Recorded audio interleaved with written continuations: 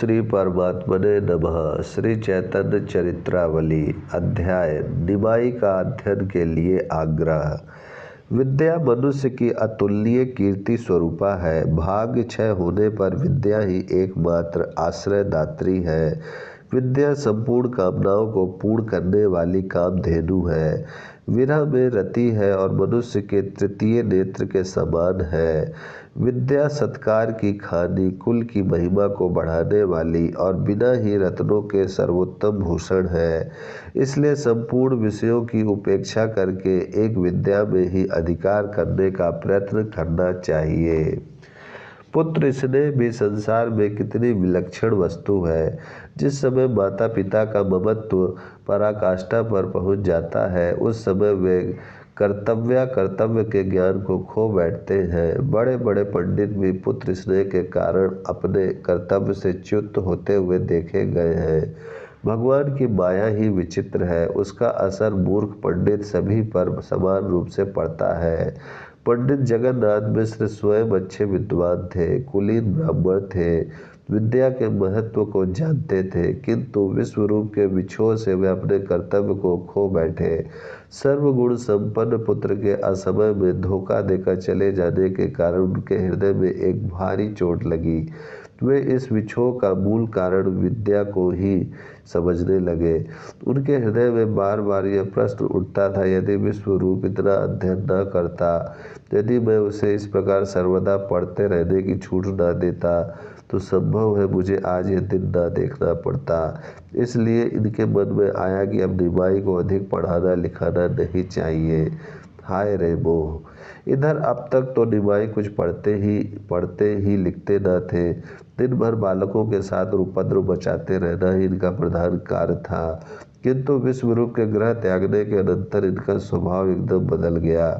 अब इन्होंने उपद्रव करना बिल्कुल छोड़ दिया।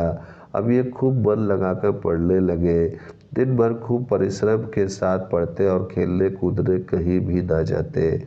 माता पिता के साथ ही अब ये सौम्यता का बर्ताव करने लगे। इस एकदम स्वभाव परिवर्तन का पिता के ऊपर अच्छा प्रभाव नहीं पड़ा।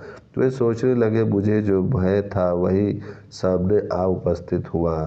निमाई भी अब विश्वरूप की भांति अध्ययन में संलग्न हो गया। इसकी बुद्धि उससे कम तीव्र नहीं है। एक ही दिन में इसने संपूर्ण वर्णों की जानकारी कर ली थी। यदि इसे भी अध्ययन के लिए विश्वरूप की भांति स्वतंत्रता दे दी जाए, तो यह भी हमारे हाथ से जाता रहेगा। यह सोचकर उन्होंने एक दिन निमाई को बुलाया और बड़े प्यार से कहने लगे, बेटा, मैं तुमसे एक बात कहता हूँ। तुम्हें मेरी वह बात चाहे उचित हो या अनुचित माननी ही पड़ेगी। निमाई ने प्रसन्नता पूर्वक कहा, पिताजी, आप आज्ञा कीजिए। भला मैं कभी आपकी आज्ञा को टाल सकता हूँ? आपके कहने से मैं सब कुछ कर सकता हूँ। मिश्र जी ने कहा, हम तुम्हें अपनी शपथ दिलाकर कहते हैं, तुम आज से पढ़ना बंद कर दो। हमारी यही इच्छा है कि तुम पढ़ने लिखने में विशेष प्रयत्न न करो। जिस दिन से विश्वरूप का ग्रह त्याग कर चले गए थे, उस दिन से निमाई माता पिता की आज्ञा को कभी नहीं टालते थे। पिता की बात सुनकर इन्होंने नीचे सिर झुकाए हुए ही धीरे से कहा, जैसी आज्ञा होगी मैं वही करूँगा। इतना कहकर ये भीतर माता के पास चले गए और पिता की आज्ञा माता को सुना दी। दूसरे दिन से इन्होंने पढ़ना लिखना बिल्कुल बंद कर दिया। अब इन्होंने अपनी वही पुरानी चंचलता फिर आरंभ कर दी। लड़कों के साथ गंगा जी के घाटों पर जाते, घंटों जल में स्नान करते रहते। कभी अपने साथियों को लेकर लोगों के ऊपर पानी उलीचते। स्त्रियों के पास चले जाते, छोटे छोटे बच्चों को रुला देते। स्त्रियों के सूखे वस्त्रों को जल में फेंक कर भाग जाते। किसी की घाट पर रखी हुई नैवेद्य को बिना उसके पूछे ही जल्दी से चट कर जाते।